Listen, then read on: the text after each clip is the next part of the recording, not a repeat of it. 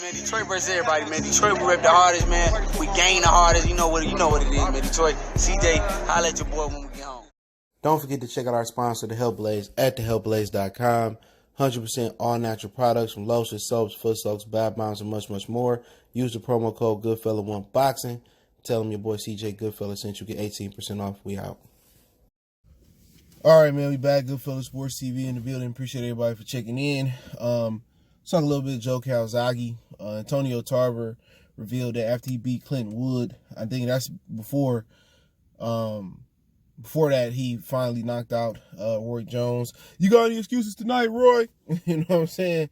And he said after he beat Clinton Wood, it was supposed to be Joe Calzaghe, and Joe Calzaghe ducked the fade, and Carl Froch, you know, is still talking about fighting Joe Calzaghe. I guess Calzaghe didn't give him a shot or whatever he feels it is. Let's talk a little bit about it. Make sure you hit that subscribe button, bell icon button, share the video.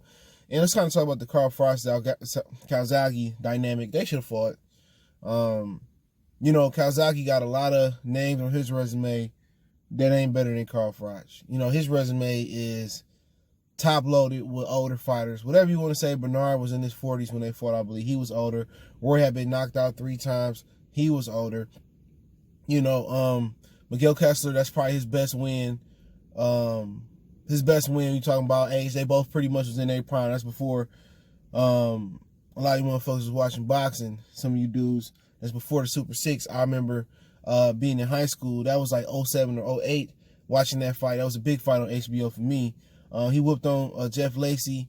That was on Showtime, and that was tremendous. So I'm a Calzaghe fan. You know what I'm saying? A lot of people don't know his dad, who just passed away. His mother also passed away. So rest in peace to them. A lot of people don't know his dad, you know, read a book, and that's how he trained his son to box. So, you know, the comprehension, you know, it wasn't really no YouTube back then either. You know what I'm saying? It wasn't none at all. So the comprehension you got to have, the understanding you got to have, you know, and people didn't like his style because he slapped with his punches. But Calzaghe had, 32 knockouts. So, you know, anybody that stepped in that professional ring, it's always harder to knock them dudes out. And he was a style that was all bad for Bernard. He threw a lot of punches, bro. And great stamina, whatever that book was, that needed to go into the Boxing Hall of Fame. Because, you know, they always say, if you never box, or you never box professional, you can't train nobody. His dad, you know, dispelled that easy. You know what I'm saying? His fighter is one of the greatest fighters, you know, over there. You know what I'm saying? So I like Calzaghe. Everybody always don't like what they don't understand. You know, his style. Oh, I don't like his style. This, that, and the third. Same thing. Wilder went through the same thing for a certain extent. You know, Calzaghe was more proficient and, you know, looked more orthodox than unorthodox in Wilder's style. I'm not talking about lefty righty. I'm just talking about technicality and fundamentals. You know what I'm saying?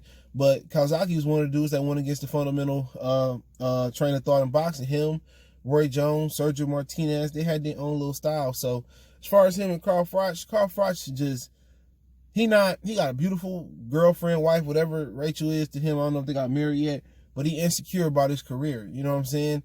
He going into the Hall of Fame, but he can't get over Andre Ward putting the Beast by Dre on him. He dominated him. Just watched that fight a couple weeks ago. You know, and he can't get over, I guess, not fighting Calzaghe. And, you know, Calzaghe probably would beat Froch. You know what I'm saying? Froch had a good jab, but Calzaghe would have systematically broke him down. I think everybody know it goes that way as far as Froch and Calzaghe, but remember Groves dropped Froch, and he didn't deserve the win like that. The referee stopped that fight. It was another big fight. I remember. But Calzaghe, you know what I'm saying? Calzaghe was a dog. I think he would have beat Froch, unanimous decision. I don't see him stopping Carl Froch. Froch had, you know, one of the better chins of his era. You know, Froch didn't move up in weight as well. That's the thing about me. We talking about Jamil Charlo wanted to stay at 54. You know, and even 68 historically being an overseas a division, European division, I still feel like Carl Froch should have moved up and tried to fight somebody at 175. You know, but he felt efficient. He felt better at 168. But my whole thing is, you talking about being pound for pound and being the great, you got to move up. People say, well, Hagler. They always use Hagler as an excuse. Hagler had his first 43rd, 44th fight was for a world champion.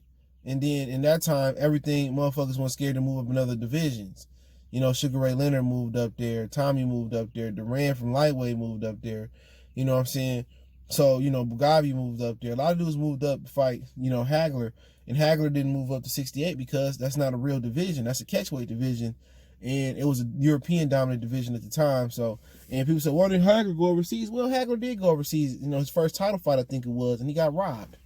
You know what I'm saying? So maybe that was a part of it. But if my memory serves me correctly, can't remember the guy's name he fought, but he came back and beat that guy. But, Marvin Hagler is just, the exception to the rule. You're going to have those in boxing. Just like Calzaghe and Deontay Wilder are the exception to, boxing technique fundamentals, and Roy Jones was too. They were the exceptions to the rule. So to me, you can't keep using that as the primary example. Fighters in the lower weight classes should move up, especially with the catchweight divisions, the supers, the juniors.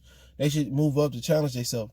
Unless they got a who's list of opponents like Marvin Hagler coming through their division, which in boxing, it's not that. These welterweights and, these lightweights, these junior middleweights, these, they're not fighting nobody.